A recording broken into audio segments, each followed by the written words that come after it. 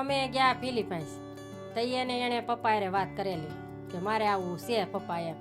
એને પપ્પાએ કીધું એ જે હોય અમે ત્યાં તો આવીએ જ છીએ, પણ મને ખબર નહોતી. પણ એ ફોનમાં એ વાત કરતા હતા, પણ મેં ક્યારેક થોડું સાંભળેલું એવું. એટલે એના પપ્પાને એને પેલા કહી દીધેલું. કીધેલું, પણ હું ત્યાં ગઈ એટલે એ જેની તેડાવી એને. પછી એને મને કીધું કે મમ્મી હું આ છોકરી હારે વાત કરું છું. મેં કીધું કાંઈ વાંધો નહીં, એમ તને પસંદ હોય તો અમને કાંઈ વાંધો નથી, પણ એને આપણે ઇન્ડિયા લઈ જવી હોય તો આવશે. એ કે હા મમ્મી આવશે. મેં કીધું એને કેવી રીતે ત્યાં ફાવશે, આપણે એ અહીંનું ખાવાનું અલગ, રહેવાનું અલગ, બોલવાનું અલગ, તો કેવી રીતે આપણે મેળશે. એ કે મમ્મી એ ટીચર છે, એટલે એ બધું શીખી જાય. તમારે હું કહું મને કાંઈ માડી જાઉં, હું ભણેલી નથી, મને કાંઈ આવડે નહીં, પણ તો એને તારે શીખવાડવું પડશે. એ કે એ મમ્મી તમે છોડી ગયો.